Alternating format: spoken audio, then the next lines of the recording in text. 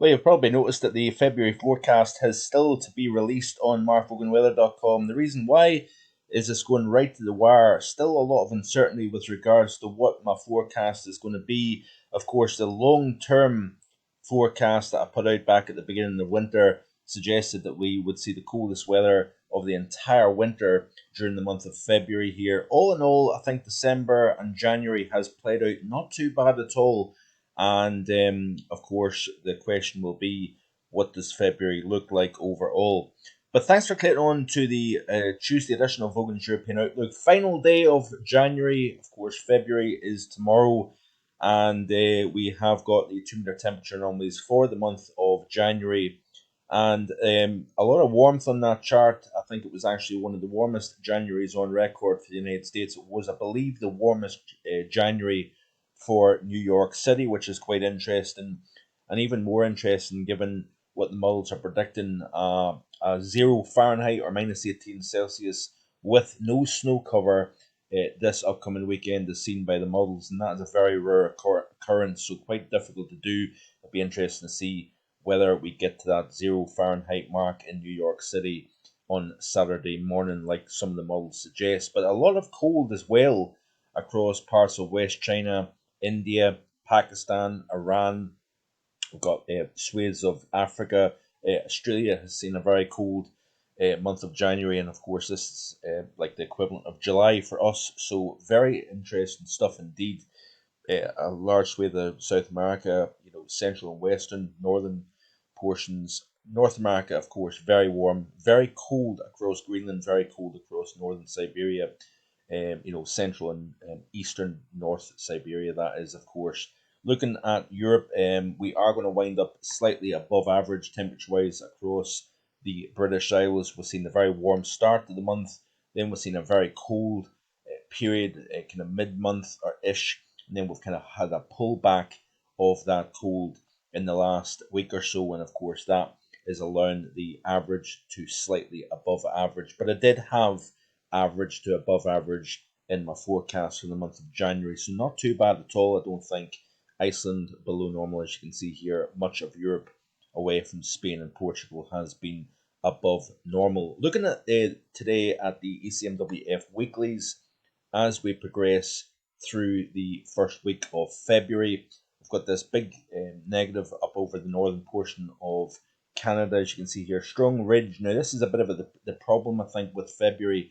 We've got a stronger than normal southeastern United States ridge. We've also got a stronger than normal Azores high, and that is keeping the UK largely on the warm side of the jet stream. But there is a lot of questions regarding the area of high pressure over Europe. How far north can that go, and does that have the ability to turn the winds easterly over the continent and essentially fight back what is coming in off the Atlantic? So we've got this battle, this tug of war within the atmosphere, I think, through the first half of February. My hunch is that we lean on the milder side of the average, and I do think that it's all to play for in the mid and second half of the month. The Mangalia Oscillation is largely in a warm phase at the moment, but there's competing aspects, very complicated factors. I said in my winter forecast, the Pacific Ocean would be the main driving mechanism to the hemispheric pattern.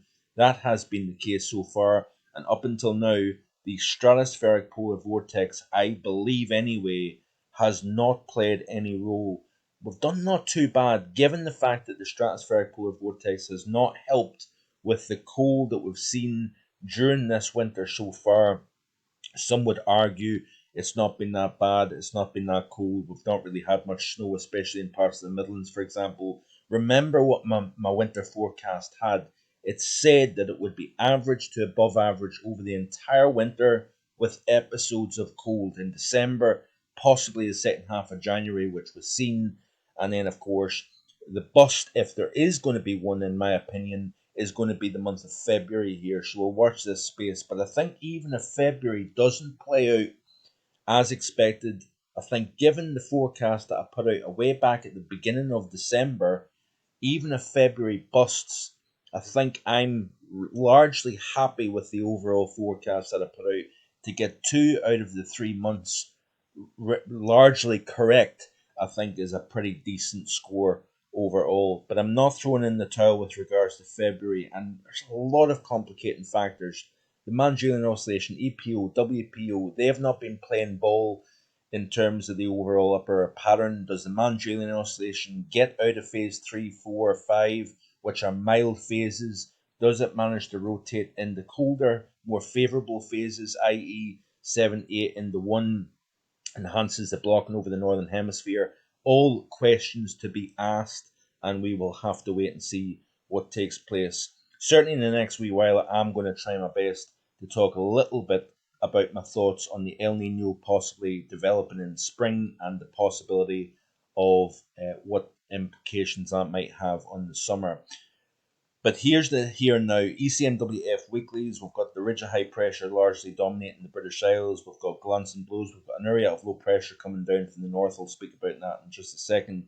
But notice the ECMWF weeklies. The big negative here over northern portions of North America then slides east along with that high, then shifts into Europe, if you notice here. And really, folks, this looks anyway, in essence, like the kiss of death to winter. Almost wave goodbye to winter. If only it was as simple as that.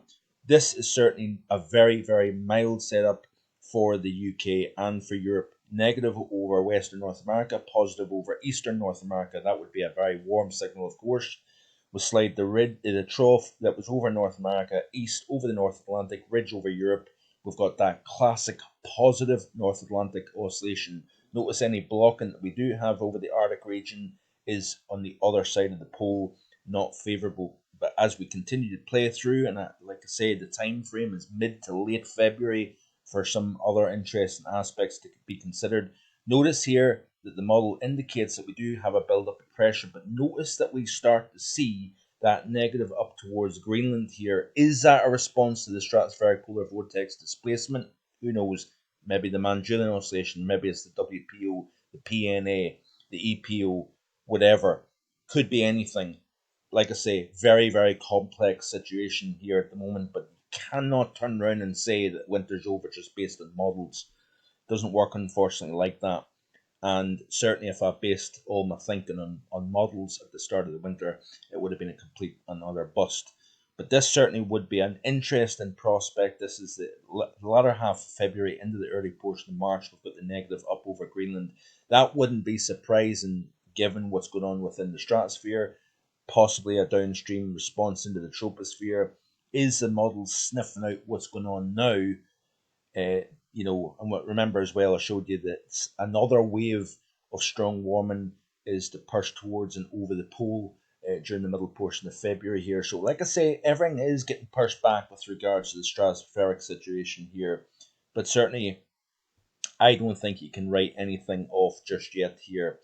Looking at the pressure situation across Europe, these are the winds, and windiest part of Europe at the moment is northern portions of the UK. No surprise there. If we look at the pressure situation, you can see here that we have got an area of low pressure that we're keeping a very close eye on, dropping south from Iceland.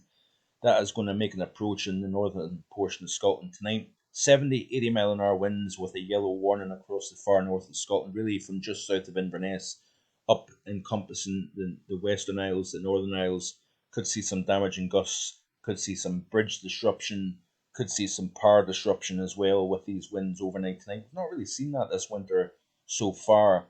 And here is the latest run of the ECMWF, because we looked at the GFS yesterday, tried to mix it up a wee bit. Very blustery day across the north today. It was very windy to start the day, actually, and it's continued. We've seen rain at low levels, snow over the hills, and then there's that area of low pressure dropping, making its closest approach probably over Shetland during the overnight tonight. And it's all eyes on those winds during the overnight tonight here. And then, of course, the area of high pressure, fairly strong across the south, as you can see here, keeping any weather largely up towards the northwest. So a fairly dry opening 5 to 6 days across the majority of the UK. As you can see here, any systems that come south fades away with that area of high pressure. But notice here the pressure does build fairly strongly into the mid 1040s and millibars, and really keeps the first week of February really on the dry side. This is what I'm talking about. Here's the Tuesday, the 9th of February. Strong area of high pressure. Where that positions is going to be key. If it gets further north, if it's strong enough, we could start to see winds coming in underneath that area of high pressure. But again, there's the battle between Atlantic and European high pressure as we go towards this time frame. So stay tuned. Thanks for watching. I do appreciate it. Please like, please share with your friends and family, and hit that subscribe button if you haven't already done so. Thanks for watching. See you again hopefully tomorrow with more. Bye for now.